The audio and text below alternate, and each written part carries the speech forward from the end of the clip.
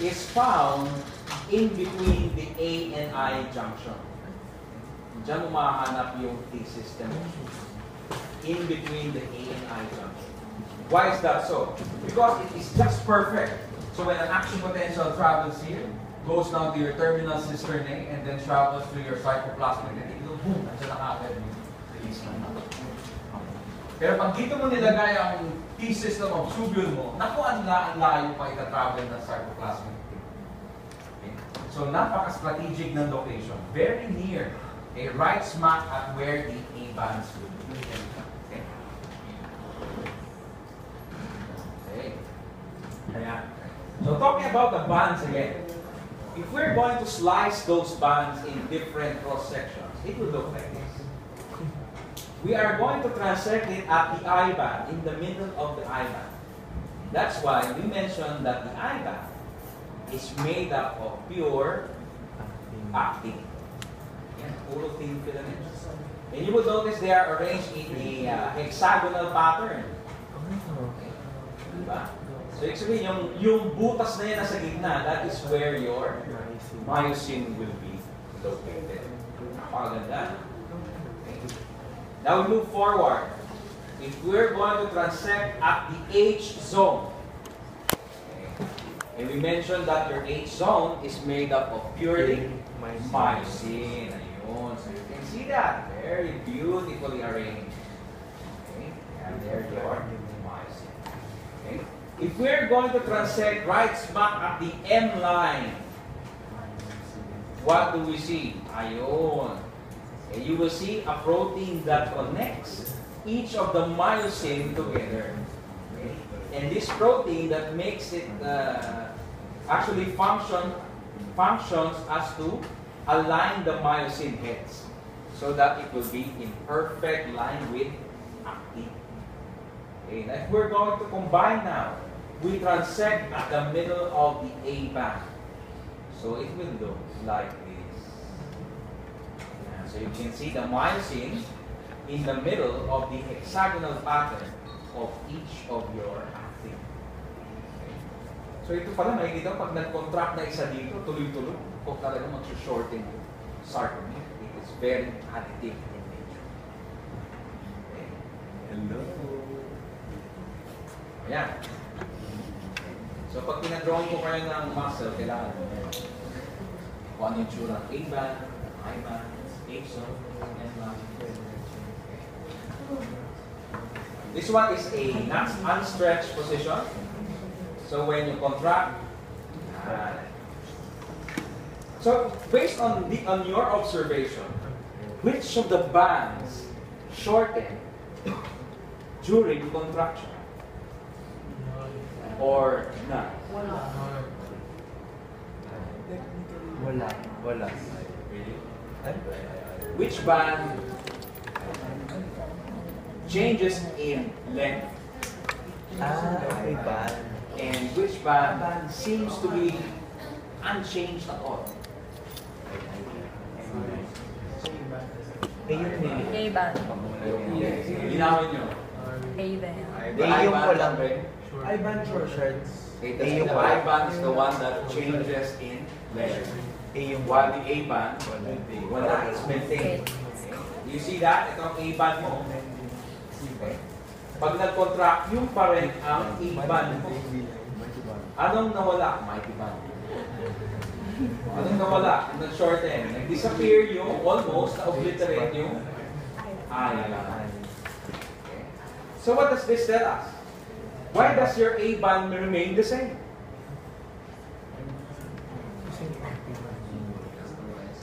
Kasi myosin doesn't change. Yeah, kasi the structure ng myosin mo. Hanggang doon na yung length ng myosin mo. Hanggang doon lang talaga. So when the cross bridges bind to the actin, paiksingin niya yan. So doon pa rin ang myosin. Okay. Since the actin is the one that is really mobile. So when they contract, you will notice that the width of the I-band now decreases. Okay. But the A-band remains. Do you understand? Okay. Right, so this one will show you an up-close and personal look of your actin and myosin.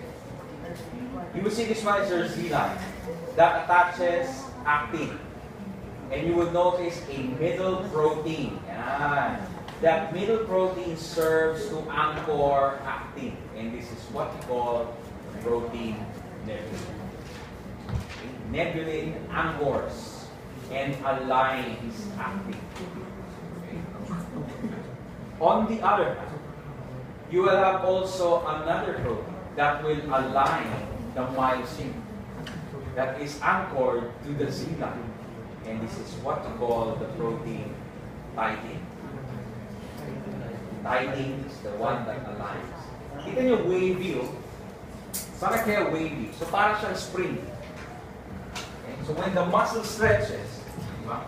Muscle stretch lang yan. Okay? Pag nag-contract mo, parang boing yan. So it accommodates. Para hindi mawala sa alignment ang myosin. So that when myosin binds, nebulin acts to anchor the actin. So you will have now cross-bridge. Okay. Perfect. Do you understand? Let's go naman to M9. Ganda ng M9. Nakita mo ang picture ito, na-amaze mo.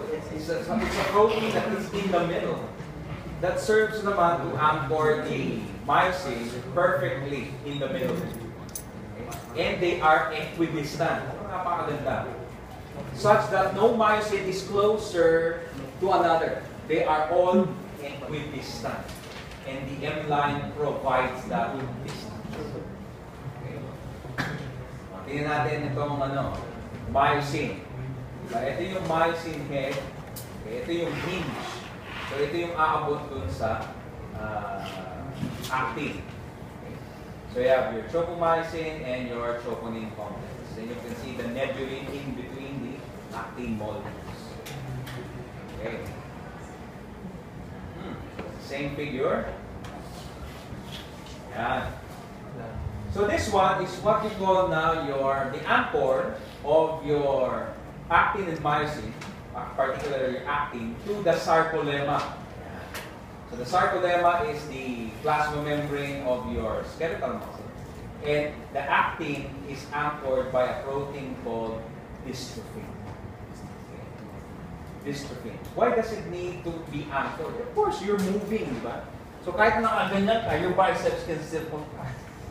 Kahit nakaganyan ka, your neck can still contract.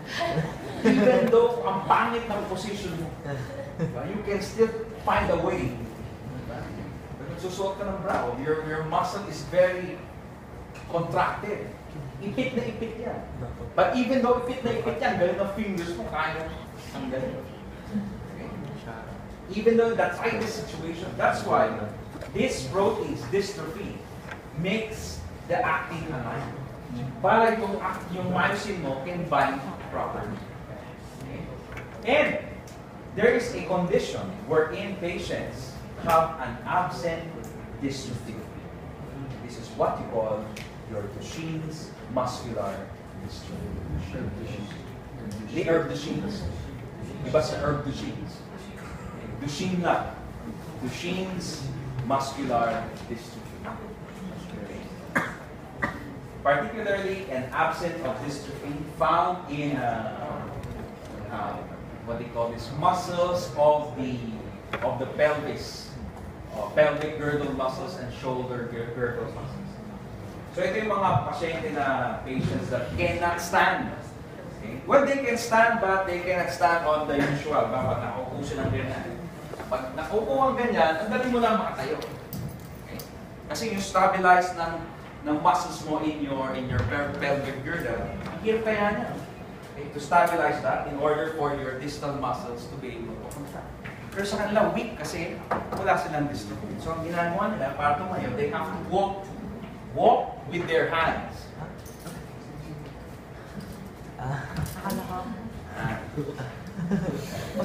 Pag nakita niyo yan, that is what we call the positive Gower sign.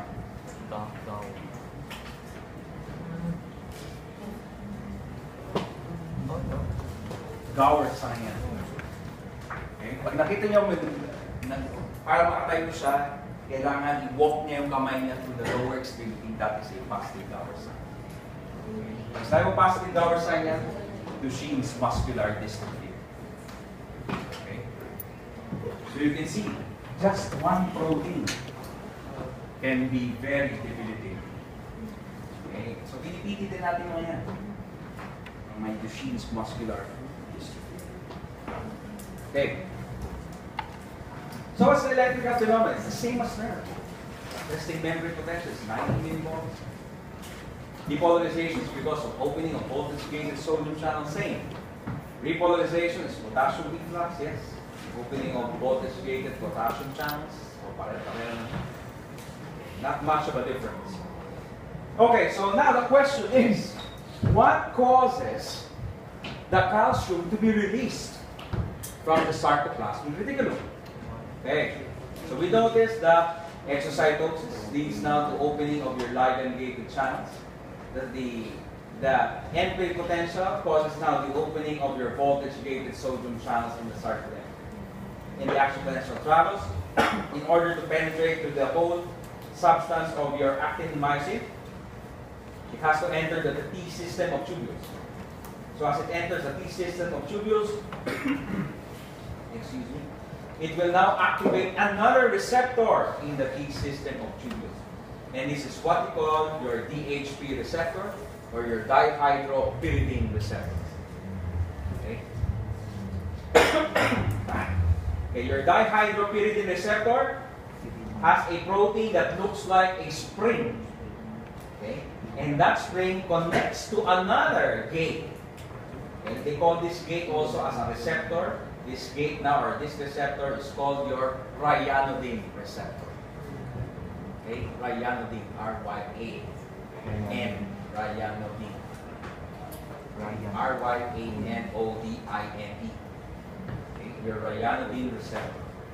Okay. Such that when the action potential travels here, okay, it will now activate. This one is voltage gated. So the corriente siya. So the spring now will move back. So when the spring will move back, the ryanodine receptor now will automatically open back. Labas na kaagad yung calcium. Okay. Via diffusion.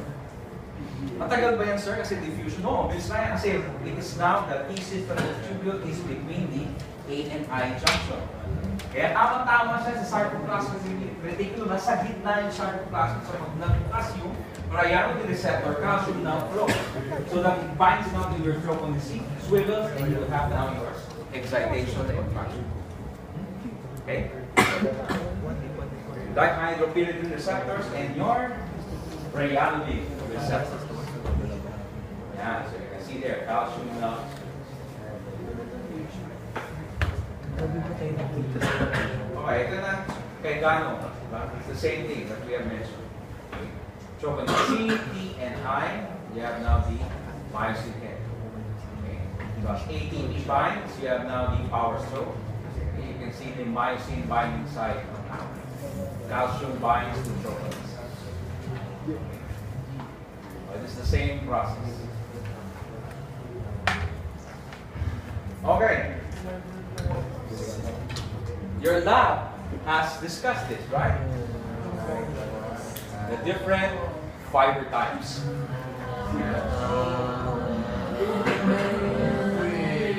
Yes, okay. So how many fiber types do you have? 4. Sino yung pangapat? 4. 1, 2, 3. Sige, isa-isayin natin. What's the first? Slow. 1. Type 1. Or? Slow. Also called? Red. Red. Slow twitch. Or? Red muscle. What makes it red? Myoglobin. Myoglobin. Myoglobin is the oxygen carrying capacity of the muscle. Okay, so ano pa characteristic ng type 1?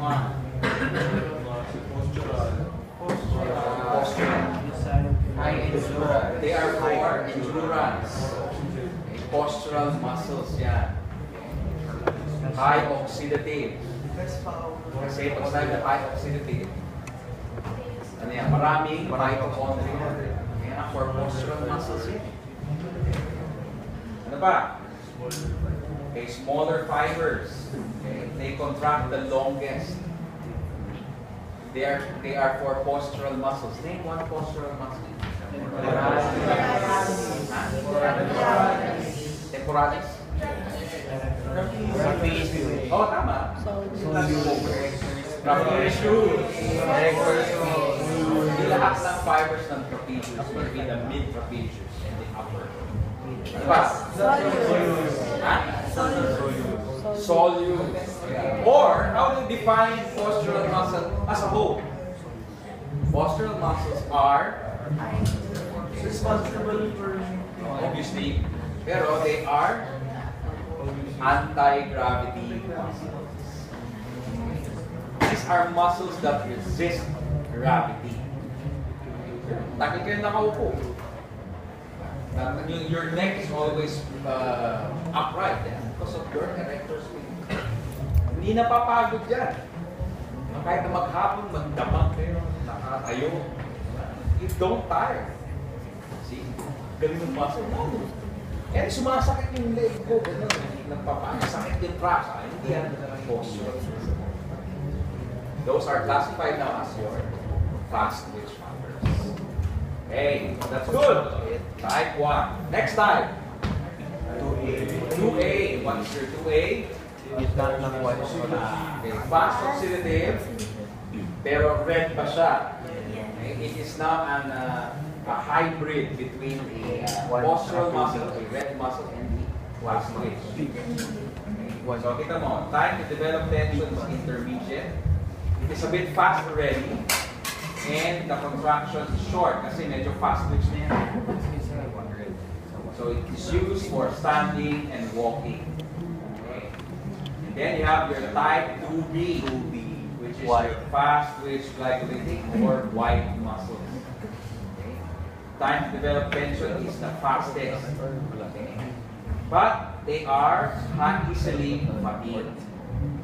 Easily fatigued. So, ano mga example ng muscle na to? Like your levator palpebrae.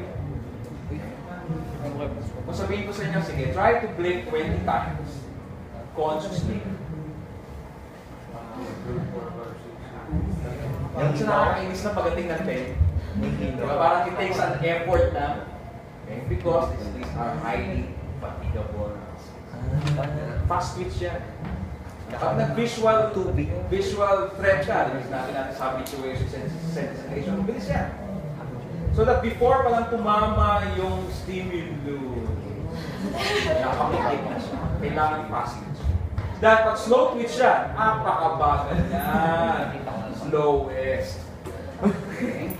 So tumama na ang stimulus. Saka yung mata mo, saka na siya bibigay. So there's a reason for that. And the fourth type is your type 2X. Your type 2X. Type 2X is also classified as a fast twitch muscle, but they are still studying it. It's a new type of muscle fiber. Until now, medyo pinag-aaral. So wala pang masyadong description. Meron daw Wala pa masyadong description. Wala pang description. Ito. We mentioned already the type of contraction. There are 3 types of contraction. We have isotonic, isometric, isomagnetic. Iso meaning same. Okay, same. So pag sinabi mong isotonic, same tension. Okay? Same tension. But this one is a misnomer. Why? Because definitely when you are contracting already your muscle, it is not same tension. The tension is different from at the beginning of range, from mid-range, and end range. Hindi lahat yan. Magkakapareho. That's why they define it further. You have now concentric isotonic and eccentric isotonic. We defined earlier, concentric contraction is contraction while shortening. And this is your natural action of the muscle. Okay, kung anong action niya? Biceps. Ano ba ang action ng biceps? Flexes, forearm, and supinate. So that is the concentric action. Okay? Contraction while shortening. The deltoids. Abductor. Yes, abductions. Secondary. Yeah, very good. So, ano yan? Habituation ba yan? Long-term potentiation. Okay. See? Now, eccentric contraction is the opposite. It is contraction while lengthening. Okay? It's contraction while lengthening. So, ano ba? Pag nag-dumbbell ako, hawak ko dumbbell. Inangat mo ganyan. This one is concentric. But going down, okay, your adductors is silent. Okay? Akala niyo is there adductors that is contracting? No, it is silent. It is still the deltoids. Okay? Dahil pag ito nag-contract, huwag na lang ito, yung adductors, yung mga triceps na lang. Yung triceps exercise na ganyan. Okay? When I move it like this, what kind of contraction am I doing? Concentric. Yes, concentric. Because Triceps. that is the true action of the triceps. It extends the forearm. Okay? So yeah, to lift the weight against gravity. But going down, your biceps is not working. Akala nila it's working, no? Kasi pag nag-work yan, di ba? Biglang magpo-contract, mauumpog ka sa weight. Okay? So your body does not activate your biceps. It's still the triceps. It's for a controlled release. So ito yung sinasabi natin, yung myosin heads mo, while the actin is moving away, it's still binding. Okay? In order to prevent it from fully relaxing. Okay? So contraction while lengthening. Okay? Isometric. Iso meaning same. Metric is length. So this is contraction without any visible joint movement. Okay? Maintaining contraction. Halimbawa, yung leg extension natin yan. Maintain mo lang yan. Okay? This is also called setting exercises. Muscle sets. Okay? Yung mga terminology natin mga people. Setting exercises. This is isometric contraction. So isometric contraction dito. Isometric dito. Isometric. Okay. Now the problem with isometric contraction is that wag na lang. Mamaya. Next week na lang. Okay. Isokinetic. Isokinetic is velocity dependent. Pag sinabi mo velocity dependent, it depends upon the speed of contraction whether you are going to forcefully, okay, control the muscle or mas magaan siya. Okay? Ito yung sabihin. Isokinetic is done with a machine. Okay? Wala na yung machine natin dyan dahil sira na. Matagal na yung dati pa. So we have there, it's like a leg extension machine. So may upuan. Ako kung ganyan, tapos strap ka in the legs. May nakakabit dito sa legs na device para makapag-extend. Okay. Then you're going to set the machine. Okay. Ang setting niyan is according to velocity. So ang dial niya would look like this. So yun yung turn mo. May iba 30, 100, 150 to 350. Okay. And the unit here is degrees per second. So, if I'm going to set it sa 350 degrees per second, ibig sabihin, my joint will be able to move 350 degrees per second. Kaya nga yung setting, di ba? 350 degrees per second. So, ano sabihin niya? Is it heavy? Is it light? It's light kasi, hindi lang yan. 350 degrees, hindi naman 350 degrees talaga. Actually, mabilis lang. Okay? But if I'm going to set it at 30 degrees per second, ano yung sabihin niya? Mabigat because the machine will only allow you 30 degrees per second. Tak-tak-tak mga ganun yan. So, pipigilan ka na. Okay? So, this is how to measure quantitative the strength of a muscle via isokinetic because it is velocity dependent. Okay. Do you understand? Yes, sir.